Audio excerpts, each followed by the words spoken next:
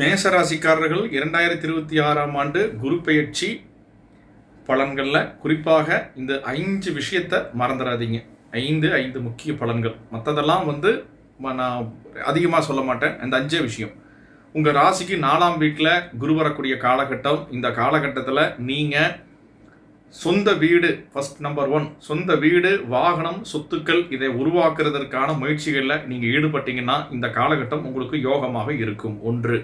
2வது, குறிப்பாக பார்த்தீங்க அப்படின்னா இந்த காலகட்டத்தில் முன்கூட்டியே சேமிப்பை நீங்கள் பலப்படுத்துறது மிக மிக நன்மை. இந்த காலகட்டத்தில் குறிப்பாக எப்படி சொல்லணும்னா கோல்டு இன்வெஸ்ட்மெண்ட் மிக மிக அவசியமாக பண்ணிக்கங்க. இது கோல்டு, சில்வர் இந்த ரெண்டும் சேமிப்பை பலப்படுத்துவது 2வது. 3வதாக பார்த்தீங்கன்னா அளவுக்கு மீறி கடனை வெளியே நீங்கள் கொடுத்தீங்கன்னா இந்த காலகட்டம் திரும்பி வராது.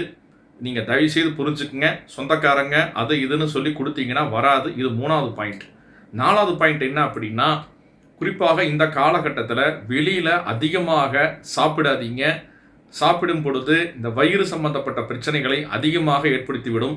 சில டைமில் பிரச்சனைகளை கொடுத்துரும். உங்கள் ஜாத்துக்குள்ளே 6ஆம் வீடு, 6ஆம் வீட்டு அதிபதி திசா நட்சத்திர சாரத்தில் ஏதாவது நடந்தாலும் அப்போ தான் பாதிக்கும். எல்லாருக்கும் நான் பேசல. அந்த மேசராசிக்காரங்களுக்கு இந்த காலகட்டத்தில் உங்களுக்கு 6ஆம் வீட்டு அதிபதி திசா நடக்கும் பொழுது அது பாதிக்கும். அது ஜாதகம் பார்க்கும்போது தான் பேச முடியும். இது அடுத்ததாக பார்த்தீங்கன்னா, குறிப்பாக நீங்கள் இந்த கண்மூடித்தனமாக இந்த இறை வழிபாடை நீங்கள் நம்பாதீங்க.